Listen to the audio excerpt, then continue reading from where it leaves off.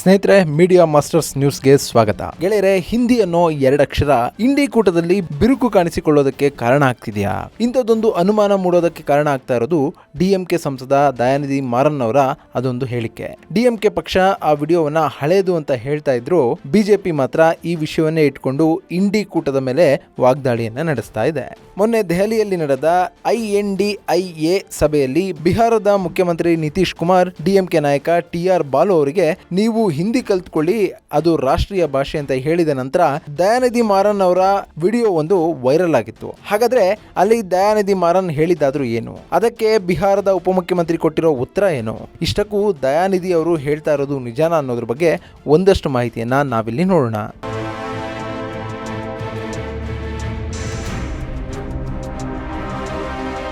ಗೆಳೆಯರೆ, ದಶಕಗಳಿಂದಲೂ ತಮಿಳುನಾಡು ಹಿಂದಿ ಭಾಷೆಯನ್ನ ವಿರೋಧಿಸ್ತಾ ಬಂದಿದೆ. ತ್ರಿಭಾಷಾ ಸೂತ್ರವನ್ನೇ ಅವರು ಒಪ್ಪಿಕೊಳ್ಳಲಿಲ್ಲ ಅನ್ನೋದನ್ನ ನಾವು ಮರೆಯೋ ಹಾಗಿಲ್ಲ. ಅದು ಇವತ್ತಿಗೂ ಕೂಡ ಮುಂದುವರ್ಕೊಂಡು ಬರ್ತಾ ಇದೆ. ಆಗಾಗ ತಮಿಳುನಾಡಿನ ರಾಜಕಾರಣಿಗಳು ಹಿಂದಿ ವಿಷಯದಲ್ಲಿ ನಾಲಿಗೆಯನ್ನ ಹರಿಬಿಡೋದು ಉಂಟು. ಹಿಂದಿ ಈ ದೇಶದ ರಾಷ್ಟ್ರೀಯ ಭಾಷೆ, ಅದನ್ನ ಎಲ್ಲರೂ ಕಲಿಬೇಕು ಅಂತ ಉತ್ತರ ಭಾರತದ ರಾಜ್ಯಗಳ ನಾಯಕರು ಹೇಳ್ತಾರೆ. ಆದ್ರೆ ಅದು ಭಾರತದಲ್ಲಿ ಅತಿ ಹೆಚ್ಚು ಜನ ಬಳಸುವ ಭಾಷೆ ಅಷ್ಟೇ, ಅದಕ್ಕೆ ರಾಷ್ಟ್ರೀಯ ಸ್ಥಾನಮಾನ ಇಲ್ಲ. ಭಾರತದ ಎಲ್ಲಾ ಭಾಷೆಗಳು ಒಂದೇ, ಹಿಂಗಾಗಿ ಹಿಂದಿ ಏರಿಕೆ ಸಲ್ಲ ಅನ್ನೋದು ತಮಿಳರ ವಾದ. ಇದನ್ನ ಭಾರತದ ಎಲ್ಲಾ ರಾಜ್ಯಗಳು ಒಪ್ಪುತ್ತವೆ. ಬಂಗಾಳದಲ್ಲಿ ಬಂಗಾಳಿ, ಒರಿಸ್ಸಾದಲ್ಲಿ ಒಡಿಯಾ, ಆಂಧ್ರ ಮತ್ತು ತೆಲಂಗಾಣದಲ್ಲಿ ತೆಲುಗು, ಕರ್ನಾಟಕದಲ್ಲಿ ಕನ್ನಡ, ಮಹಾರಾಷ್ಟ್ರದಲ್ಲಿ ಮರಾಠಿ, ಗುಜರಾತ್ನಲ್ಲಿ ಗುಜರಾತಿ, ರಾಜಸ್ಥಾನದಲ್ಲಿ ರಾಜಸ್ಥಾನಿ, ಗೋವಾದಲ್ಲಿ ಕೊಂಕಣಿ, ಕೇರಳದಲ್ಲಿ ಮಲಯಾಳಿ, ಹೀಗೆ ಸಾಕಷ್ಟು ಭಾಷೆಗಳು ಆಯಾ ರಾಜ್ಯಗಳಲ್ಲಿ ಆಡಳಿತ ಭಾಷೆಗಳಾಗಿವೆ. ಇನ್ನೂ ಒಳಹೊಕ್ಕು ನೋಡಿದ್ರೆ ಈಗ ಕರ್ನಾಟಕದಲ್ಲಿ ಕನ್ನಡ ಮತ್ತು ತುಳು ಅನ್ನೋ ಎರಡು ಭಾಷೆಗಳು ನಮಗೆ ಕಾಣುತ್ತೆ. ಅದರ ಜೊತೆಗೆ ಕೊಡವರು ತಮ್ಮದೇ ಆದ ಭಾಷೆಯನ್ನು ಹೊಂದಿದ್ದಾರೆ. ಹೀಗಾಗಿ ಭಾಷೆಯ ವಿಚಾರದಲ್ಲಿ ಆಯಾ ಪ್ರದೇಶದ ಮೇಲೆ ಅದು ನಿರ್ಧಾರ ಆಗುತ್ತೆ. ಇಲ್ಲಿ ಯಾವ ಭಾಷೆಯನ್ನು ಇನ್ನೊಬ್ಬರ ಮೇಲೆ ಹೇರಿಕೆ ಮಾಡೋದು ಒಳ್ಳೆ ಬೆಳವಣಿಗೆ ಅಲ್ಲ. ಇದನ್ನ ಎಲ್ಲರೂ ಬೆಂಬಲಿಸ್ತಾರೆ. ಆದರೆ ಹಿಂದಿ ಕಲಿತವರು ತಮಿಳುನಾಡಲ್ಲಿ ಕಟ್ಟಡ ಕೆಲಸ ಮಾಡ್ತಾರೆ, ರಸ್ತೆ ನಿರ್ಮಾಣದ ಕಾರ್ಯದಲ್ಲಿ ತೊಡಗ್ತಾರೆ, ಟಾಯ್ಲೆಟ್ಗಳನ್ನು ಕ್ಲೀನ್ ಮಾಡ್ತಾರೆ. ಆದರೆ ಇಂಗ್ಲಿಷ್ ಭಾಷೆ ಬಂದರೆ ಅವರು ಸಾಫ್ಟ್ವೇರ್ನಲ್ಲಿ ಕೆಲಸ ಮಾಡ್ತಾರೆ ಅನ್ನೋ ಮಾತುಗಳನ್ನು ದಯಾನಿಧಿ ಮಾರನ್ ಆಡಿದ್ದಾರೆ ಅಂತ ಹೇಳಲಾಗ್ತಾ ಇದೆ. ಹೀಗಾಗಿ ಈ ಮಾತಿಗೆ ಸಾಕಷ್ಟು ವಿರೋಧಗಳು ಬಂದಿರೋದು, ಈ ಮಾತನ್ನ ಒಪ್ಪೋದಕ್ಕೆ ಸಾಧ್ಯವೇ ಇಲ್ಲ ಅಂತ ಹೇಳ್ತಾ ಇರೋದು. ಹೌದು, ಹಿಂದಿ ಕಲಿತಿದ್ದಾರೆ ಅನ್ನೋ ಮಾತ್ರಕ್ಕೆ ಅವರು ಕಟ್ಟಡ ಕೆಲಸಗಳಲ್ಲಿ, ಟಾಯ್ಲೆಟ್ಗಳಲ್ಲಿ ಕೆಲಸ ಮಾಡ್ತಾ ಇಲ್ಲ. ಬದಲಾಗಿ ಅವರಿಗೆ ಕೆಲಸ ಮಾಡುವ ಅವಶ್ಯಕತೆ ಇದೆ. ಹೊಟ್ಟೆ ತುಂಬಿಸುವ ಕುಟುಂಬಗಳನ್ನು ಸಾಕುವ ಅನಿವಾರ್ಯತೆ ಇದೆ. ಹೀಗಾಗಿ ಕೆಲಸಗಳನ್ನು ಕೂಡ ಯಾವುದೇ ಅಂಜಿಕೆ ಇಲ್ಲದೆ, ಅಸಹ್ಯ ಪಡದೆ ಅವರು ಮಾಡ್ತಾ ಇದ್ದಾರೆ. ಒಂದು ವೇಳೆ ಆ ಕೆಲಸಗಳನ್ನು ಅವರು ಮಾಡದೇ ಇದ್ದಿದ್ರೆ ಆ ಕೆಲಸಗಳನ್ನು ಮಾಡೋದಕ್ಕೆ ಯಾರು ತಯಾರಿರ್ತಿದ್ರು ಅಲ್ವಾ? ಇವತ್ತು ದಯಾನಿಧಿ ಮಾರನ್ ತಮಿಳುನಾಡಿನ ಸಂಸದ ಹಿಂದಿ ಹಾಗೂ ಇಂಗ್ಲಿಷ್ ಭಾಷೆಯ ಬಗ್ಗೆ ಮಾತಾಡ್ತಾರೆ. ಆದರೆ ಗೆಳೆಯರೆ, ದೇಶದಲ್ಲಿ ಅತಿ ಹೆಚ್ಚು ಟ್ರಕ್ ಡ್ರೈವರ್ಗಳನ್ನು ಹೊಂದಿರೋದು ತಮಿಳುನಾಡು. ಹಾಗಂತ ತಮಿಳು ಭಾಷೆ ಕಲಿತವರು ಟ್ರಕ್ ಡ್ರೈವರ್ಗಳಾಗ್ತಾರೆ ಅಂತ ಹೇಳೋದಕ್ಕೆ ಆಗುತ್ತಾ? ವಿಚಿತ್ರ ಅಂದ್ರೆ, ಇತ್ತೀಚೆಗಷ್ಟೇ ತಮಿಳುನಾಡಿನಲ್ಲಿ ಇದೇ ರೀತಿಯ ಒಂದು ಸಮಸ್ಯೆ ಆಗಿತ್ತು. ಆ ಸಂದರ್ಭದಲ್ಲಿ ಬಿಹಾರದ ಸಾಕಷ್ಟು ಕಾರ್ಮಿಕರು ತಮಿಳುನಾಡನ್ನ ಬಿಟ್ಟು ಹೊರಡೋದಕ್ಕೆ ಮುಂದಾದರು. ಆಗ ತಮಿಳುನಾಡು ಸರ್ಕಾರವೇ ತಾನೇ ಮುಂದೆ ಬಂದು ಕಾರ್ಮಿಕರಿಗೆ ಎಲ್ಲ ರಕ್ಷಣೆಯನ್ನ ಕೊಡ್ತೀವಿ, ನೀವು ತಮಿಳುನಾಡನ್ನ ಬಿಟ್ಟು ಹೋಗಬೇಡಿ ಅಂತ ಭರವಸೆಯನ್ನ ಕೊಡ್ತು. ಅದಕ್ಕೆ ಕಾರಣ ತಮಿಳುನಾಡಲ್ಲಿ ಕಾರ್ಮಿಕರ ಕೊರತೆ ಇದೆ ಎನ್ನುವುದು. ಗೆಳೆಯರೆ, ದೇಶದಲ್ಲಿ ಅತಿ ಹೆಚ್ಚು ಇಂಡಸ್ಟ್ರಿಗಳನ್ನು ಹೊಂದಿರುವ ರಾಜ್ಯಗಳ ಪೈಕಿ ತಮಿಳುನಾಡು ಕೂಡ ಒಂದು. ಅಲ್ಲಿ ಕಾರ್ಖಾನೆಗಳಲ್ಲಿ ಕೆಲಸ ಮಾಡೋದಕ್ಕೆ ಜನ ಸಿಗ್ತಾ ಇಲ್ಲ. ದಯಾನಿಧಿ ಅವರು ಹೇಳಿದ ಹಾಗೆ ಅಲ್ಲಿ ಎಲ್ಲರೂ ಇಂಗ್ಲಿಷ್ ಕಲಿತು ಸಾಫ್ಟ್ವೇರ್ನಲ್ಲೇ ಸಂಬಳ ತಗೊಳ್ಳೋದಕ್ಕೆ ಯೋಚನೆ ಮಾಡ್ತಾರೆ. ಸೊ ಸ್ಕಿಲ್ಡ್ ಲೇಬರ್ಗಳನ್ನ ತಮಿಳುನಾಡಲ್ಲಿ ಹುಡುಕೋದು ಕಷ್ಟ ಆಗ್ತಾ ಇದೆ. ಹೀಗಾಗಿನೇ ತಮಿಳುನಾಡಿನ ಕಾರ್ಖಾನೆಗಳಲ್ಲಿ, ಅಲ್ಲಿನ ತೋಟಗಳಲ್ಲಿ, ಅಲ್ಲಿನ ಕನ್ಸ್ಟ್ರಕ್ಷನ್ ವರ್ಕ್ ನಲ್ಲಿ ಕೆಲಸ ಮಾಡೋರು ಬಹುತೇಕ ಮಂದಿ ಉತ್ತರ ಭಾರತದವರಾಗಿದ್ದಾರೆ. ಅದರಲ್ಲೂ ಉತ್ತರ ಪ್ರದೇಶ ಹಾಗೂ ಬಿಹಾರದ ಕಾರ್ಮಿಕರಾಗಿದ್ದಾರೆ. ಒಂದು ವೇಳೆ ಅವರೇನಾದರೂ ಅವರ ರಾಜ್ಯಗಳಿಗೆ ಹೋಗಿಬಿಟ್ರೆ ತಮಿಳುನಾಡಿನಲ್ಲಿ ಈ ಕಾರ್ಖಾನೆಗಳೆಲ್ಲವೂ ಕೂಡ ಮುಚ್ಚುವ ಸ್ಥಿತಿಗೆ ಬರುತ್ತೆ. ಇದು ಕೇವಲ ತಮಿಳುನಾಡಿನ ಪರಿಸ್ಥಿತಿ ಅಲ್ಲ, ನಮ್ಮ ಕರ್ನಾಟಕದಲ್ಲೂ ಕೂಡ ಇದೇ ಪರಿಸ್ಥಿತಿ ಇದೆ. ಬೆಂಗಳೂರಿನ ಸಾಕಷ್ಟು ಕಾರ್ಖಾನೆಗಳಲ್ಲಿ ಕೆಲಸ ಮಾಡೋದಕ್ಕೆ ಜನ ಸಿಗ್ತಾ ಇಲ್ಲ. ಇನ್ನು ನೀವು ಕೂಡ ಗಮನಿಸಿರ್ತೀರಿ, ಬೆಂಗಳೂರಿನ ಅದೆಷ್ಟೋ ಹೋಟೆಲ್ಗಳಲ್ಲಿ ಈಶಾನ್ಯ ರಾಜ್ಯಗಳ ಹುಡುಗರು ಹುಡುಗಿಯರು ಕೆಲಸ ಮಾಡ್ತಾರೆ. ಇನ್ನು ಇಲ್ಲಿನ ಕಟ್ಟಡ ನಿರ್ಮಾಣದಲ್ಲಿ ಹಿಂದಿ ಭಾಷಿಕರ ಸಂಖ್ಯೆ ಹೆಚ್ಚು. ಏಕೆಂದ್ರೆ ನಮ್ಮಲ್ಲಿ ಈ ಕೆಲಸಗಳನ್ನು ಮಾಡೋದಕ್ಕೆ ಕಾರ್ಮಿಕರು ಸಿಗ್ತಾ ಇಲ್ಲ. ಹೀಗಾಗಿನೇ ತಮಿಳುನಾಡು, ಕರ್ನಾಟಕ ಸೇರಿದ ಹಾಗೆ ಸಾಕಷ್ಟು ರಾಜ್ಯಗಳಲ್ಲಿ ಕಾರ್ಮಿಕರ ಕೊರತೆ ಇದೆ. ಆ ಕೊರತೆಯನ್ನು ನೀಗಿಸ್ತಾ ಇರೋದು ಬಿಹಾರ ಹಾಗೂ ಉತ್ತರ ಪ್ರದೇಶದ ಮಂದಿ. ನಿಜ, ಇಂಗ್ಲಿಷ್ ಬಂದ್ರೆ ಸಾಫ್ಟ್ವೇರ್ ಕಂಪನಿಗಳಲ್ಲಿ ಕೆಲಸ ಮಾಡೋದಕ್ಕೆ ಸಾಧ್ಯ ಆಗುತ್ತೆ. ಆದ್ರೆ ಅದು ಯಾವ ಕ್ಲೈಂಟ್ಗಳ ಜೊತೆ? ಅಮೆರಿಕ, ಬ್ರಿಟನ್, ಕೆನಡಾ, ಆಸ್ಟ್ರೇಲಿಯಾದಂತ ಕ್ಲೈಂಟ್ಗಳ ಜೊತೆ ಇಂಗ್ಲಿಷ್ ಭಾಷೆಯಲ್ಲಿ ವ್ಯವಹರಿಸಬಹುದು. ಆದ್ರೆ ಜಪಾನ್ ನಲ್ಲಿ ವ್ಯವಹರಿಸೋದಕ್ಕೆ ಜಪಾನಿ ಭಾಷೆ ಬರಬೇಕು. ಹಾಗೇನೆ ಜರ್ಮನರು ಇಂಗ್ಲಿಷ್ ಭಾಷೆಯನ್ನ ಮಾತಾಡೋದನ್ನ ಹೆಚ್ಚು ಪ್ರೋತ್ಸಾಹ ಕೊಡೋದಿಲ್ಲ. ಅವರು ನೀವು ಆದಷ್ಟು ಬೇಗ ಜರ್ಮನ್ ಅನ್ನ ಕಲ್ತ್ಕೊಳ್ಳಿ ಅಂತ ಹೇಳ್ತಾರೆ. ಇನ್ನು ಫ್ರಾನ್ಸ್ ನಲ್ಲಿ ಫ್ರೆಂಚ್, ಪೋರ್ಚುಗಲ್ ನಲ್ಲಿ ಪೋರ್ಚುಗೀಸ್, ಸ್ಪೇನ್ ನಲ್ಲಿ ಸ್ಪ್ಯಾನಿಷ್, ರಷ್ಯಾದಲ್ಲಿ ರಷ್ಯನ್, ಚೈನಾದಲ್ಲಿ ಮ್ಯಾಂಡ್ರಿನ್. ಹೀಗೆ ಆಯಾ ದೇಶಗಳು ತಮ್ಮದೇ ಆದ ಒಂದಷ್ಟು ಭಾಷೆಗಳನ್ನ ಅಪ್ಪಿಕೊಂಡಿವೆ.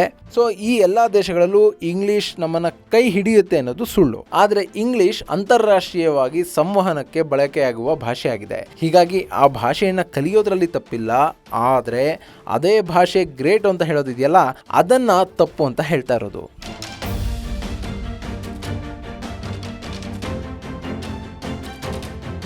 ಇನ್ನು ದಯಾನಿಧಿ ಮಾರನ್ ಅವರ ಮಾತುಗಳಿಗೆ ಬಿಹಾರದ ಉಪಮುಖ್ಯಮಂತ್ರಿ ತೇಜಸ್ವಿ ಯಾದವ್ ಪ್ರತ್ಯುತ್ತರವನ್ನ ಕೊಟ್ಟಿದ್ದಾರೆ. ನಮ್ಮದು ಭಾರತ, ನಾವೆಲ್ಲ ಒಂದೇ ದೇಶದವರು. ಪ್ರತಿಯೊಂದು ರಾಜ್ಯದ ಜನರ ಸಂಸ್ಕೃತಿಯನ್ನ ಹಾಗೆ ಅಲ್ಲಿನ ಭಾಷೆಯನ್ನ ನಾವು ಗೌರವಿಸಬೇಕು. ಅದನ್ನ ಬಿಟ್ಟು ಒಬ್ಬರನ್ನ ಒಬ್ಬರು ತೆಗಳಬಾರದು. ಇವತ್ತು ದೇಶದ ಬಹುತೇಕ ರಾಜ್ಯಗಳ ಕಾರ್ಮಿಕರ ಕೊರತೆಯನ್ನ ನೀಗಿಸ್ತಾ ಇರೋದು ಉತ್ತರ ಪ್ರದೇಶ ಹಾಗೂ ಬಿಹಾರದ ಜನ.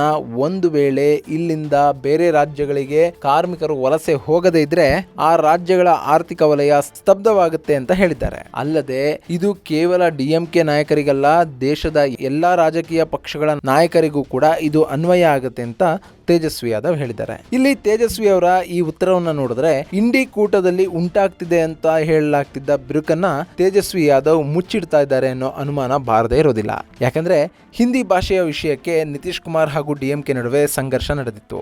ಅದಾದ ಬಳಿಕ ದಯಾನಿಧಿ ಮಾರನ್ ಅವರ ಹೇಳಿಕೆಯ ವಿಡಿಯೋ ಸರ್ಕ್ಯುಲೇಟ್ ಆಗಿತ್ತು. ಹೀಗಾಗಿ ಈ ಎರಡೂ ಘಟನೆಗಳನ್ನ ತಳುಕು ಹಾಕಲಾಗಿತ್ತು. ಇದನ್ನೇ ಬಿಜೆಪಿ ರಾಜಕೀಯವಾಗಿ ಬಳಸಿಕೊಳ್ಳೋದಕ್ಕೆ ನೋಡಿತು. ಹಿಂದಿ ವಿಷಯದಲ್ಲಿ ಜೆಡಿಯು ಹಾಗೂ ಕಾಂಗ್ರೆಸ್ಗಳು ಏನಾದರೂ ಪ್ರತಿಕ್ರಿಯೆ ಕೊಡ್ಲಿ ಅಂತ ಹೇಳಿತ್ತು. ಅದೇ ಸಮಯದಲ್ಲಿ ತೇಜಸ್ವಿ ಯಾದವ್ ಈ ರೀತಿ ಪ್ರತಿಕ್ರಿಯಿಸೋದರ ಮೂಲಕ ದೇಶದಲ್ಲಿನ ಎಲ್ಲರೂ ಸಮಾನರೇ, ದಯಾನಿಧಿ ಮಾರನ್ ಅವರ ಮಾತುಗಳು ಸರಿ ಇಲ್ಲ ಅಂತ ಹೇಳೋದ್ರ ಮೂಲಕ ತೇಜಸ್ವಿ ಯಾದವ್ ಈ ವಿವಾದಕ್ಕೆ ಒಂದು ಅಂತ್ಯವನ್ನ ಹಾಡುವ ಪ್ರಯತ್ನವನ್ನ ಮಾಡಿದ್ದಾರೆ. ಇನ್ನು ಹಿಂದಿ ಭಾಷೆಯ ವಿರುದ್ಧ ಡಿಎಂಕೆ ಮಾತಾಡ್ತಿರೋದನ್ನ ಬಿಜೆಪಿ ಖಂಡಿಸ್ತಾ ಇದೆ. ಇದು ಡಿಎಂಕೆಯ ಸಂಸ್ಕೃತಿ ಅಂತ ಬಿಜೆಪಿ ಪಕ್ಷ ಡಿಎಂಕೆಯನ್ನ ತರಾಟೆಗೆ ತೆಗೆದುಕೊಂಡಿದೆ. ಈ ಹಿಂದೆ ಸನಾತನ ಧರ್ಮದ ಬಗ್ಗೆ ಮಾತಾಡಿದ್ದವರು ಈಗ ಭಾಷೆಯ ಬಗ್ಗೆ ಮಾತಾಡ್ತಾ ಇದ್ದಾರೆ ಅಂತ ಬಿಜೆಪಿ ಹೇಳ್ತಾ ಇದೆ. ಇಷ್ಟಾದ್ರೂ ಡಿಎಂಕೆ ಮಾತ್ರ ದಯಾನಿಧಿ ಅವರನ್ನ ಬಿಟ್ಟು ಕೊಡ್ತಾ ಇಲ್ಲ.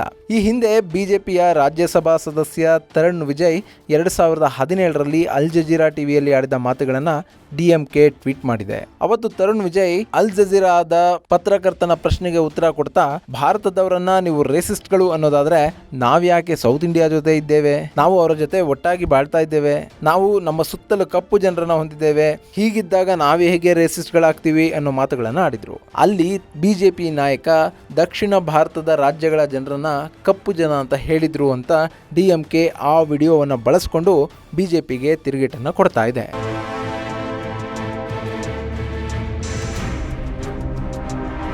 ಗೆಳೆಯರೆ, ಕರ್ನಾಟಕದಲ್ಲಿ ಕನ್ನಡಿಗನೇ ಸಾರ್ವಭೌಮ. ಇದು ಎಲ್ಲಾ ರಾಜ್ಯಗಳಿಗೂ ಕೂಡ ಅನ್ವಯಿಸುತ್ತೆ. ಆಯಾ ರಾಜ್ಯದ ಜನರಿಗೆ, ಆಯಾ ಪ್ರದೇಶದ ಜನರಿಗೆ ಅವರವರ ಭಾಷೆನೇ ಹೆಚ್ಚು. ಅದನ್ನ ಎಲ್ಲರೂ ಕೂಡ ಗೌರವಿಸಬೇಕು. ಅದನ್ನ ಬಿಟ್ಟು ಮತ್ತೊಬ್ಬರನ್ನ ತೆಗಳುವ ಕೆಲಸಕ್ಕೆ ಮುಂದಾಗಬಾರದು. ಈ ತಮಿಳುನಾಡಿನ ರಾಜಕಾರಣಿಗಳಿಗೆ ಹಾಗೂ ಅಲ್ಲಿನ ಒಂದಷ್ಟು ಜನರಿಗೆ ಇಂಗ್ಲಿಷ್ ವ್ಯಾಮೋಹ ತುಂಬಾನೇ ಹೆಚ್ಚು.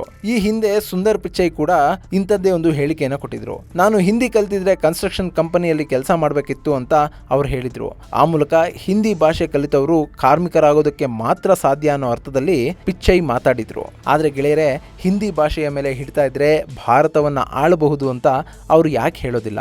ನಮ್ಮ ದೇಶದಲ್ಲಿ 40 ಕೋಟಿಗೂ ಅಧಿಕ ಮಂದಿ ಹಿಂದಿ ಭಾಷೆಯನ್ನ ಮಾತಾಡ್ತಾರೆ. ಸೊ ರಾಜಕಾರಣಿಗಳು ಅವರವರ ವಿಷಯವನ್ನ ಹಿಂದಿ ಭಾಷೆಯ ಮೂಲಕ 40 ಕೋಟಿ ಮಂದಿಗೆ ತಲುಪಿಸಿದೆ ಆದಲ್ಲಿ, ಅವರ ಅನಿಸಿಕೆಗಳನ್ನ ಜನರು ಒಪ್ಪಿಕೊಂಡಿದ್ದೇ ಆದಲ್ಲಿ ಆ ಪಕ್ಷಗಳು ಚುನಾವಣೆಯಲ್ಲಿ ಗೆಲ್ಲೋದಕ್ಕೆ ಸಾಧ್ಯ ಆಗುತ್ತಲ್ವಾ? ಹಾಗೆ ಚುನಾವಣೆಯಲ್ಲಿ ಗೆದ್ರೆ ಇಡೀ ದೇಶವನ್ನ ಆಳಬಹುದಲ್ವಾ? ಹೀಗಿರುವಾಗ ಒಂದು ಭಾಷೆಯನ್ನ ಅವಮಾನ ಮಾಡೋದು ಎಷ್ಟು ಸರಿ ಅಲ್ವಾ? ಅದೇ ರೀತಿ ಉತ್ತರ ಭಾರತದ ರಾಜಕಾರಣಿಗಳು ಕೂಡ ಇದನ್ನ ಅರ್ಥ ಮಾಡ್ಕೊಳ್ಬೇಕು. ಉತ್ತರ ಭಾರತದಲ್ಲಿ ಹಿಂದಿ ಭಾಷೆಯನ್ನ ಅರ್ಥ ಮಾಡ್ಕೊಳ್ತಾರೆ. ನಮ್ಮ ಅನಿಸಿಕೆಗಳನ್ನ, ಅಭಿಪ್ರಾಯಗಳನ್ನ ಈಸಿಯಾಗಿ ಅವ್ರಿಗೆ ಅರ್ಥ ಮಾಡಿಸ್ಬೋದು. ಆದರೆ ದಕ್ಷಿಣ ಭಾರತದ ಮಂದಿಗೆ ಹಿಂದಿ ಅರ್ಥ ಆಗೋದಿಲ್ಲ. ಹೀಗಾಗಿ ಅವರಿಗೆ ಹಿಂದಿಯನ್ನ ಕಲಿಸಲೇಬೇಕು. ಹಾಗಾದಾಗ ಮಾತ್ರ ನಾವು ದಕ್ಷಿಣ ಭಾರತದಲ್ಲಿ ರಾಜಕೀಯವನ್ನ ಮಾಡಬಹುದು ಅನ್ನೋ ದೃಷ್ಟಿಕೋನದಲ್ಲಿ ಅವರು ಇವತ್ತಿಗೂ ಕೂಡ ಇದ್ದಾರೆ. ಈ ದೃಷ್ಟಿಕೋನವನ್ನ ಅವರು ಕೂಡ ಬದಲಿಸಿಕೊಳ್ಬೇಕು. ಹಿಂದಿ ಬೆಲ್ಟ್ನ ಯಾವುದೋ ಒಬ್ಬ ನಾಯಕ ಕನ್ನಡವನ್ನೋ, ಮರಾಠಿಯನ್ನೋ, ತಮಿಳನ್ನೋ, ಮಲಯಾಳಮನ್ನೋ, ತೆಲುಗನ್ನೋ ಕಲಿತ್ರೆ ಅವರಿಗೆ ಕಳ್ಕೊಳ್ಳೋದು ಏನೂ ಇರೋದಿಲ್ಲ. ಅಲ್ಲಿ ಭಾಷೆಯನ್ನ ಕಲಿತಂತಾಗತ್ತೆ, ಆಯಾ ಭಾಷೆಯ ಮೇಲೆ ಹಿಡಿತವನ್ನ ಹೊಂದಿದ ಹಾಗಾಗತ್ತೆ. ಗೆಳೆಯರೆ, ನಿಮಗೆ ನೆನಪಿರಬಹುದು, ಭಾರತದ ಮಾಜಿ ಪ್ರಧಾನಿ PV ನರಸಿಂಹರಾವ್ 14 ಭಾಷೆಗಳ ಮೇಲೆ ಹಿಡಿತವನ್ನ ಹೊಂದಿದ್ರು ಅಂತ ಹೇಳಲಾಗುತ್ತೆ.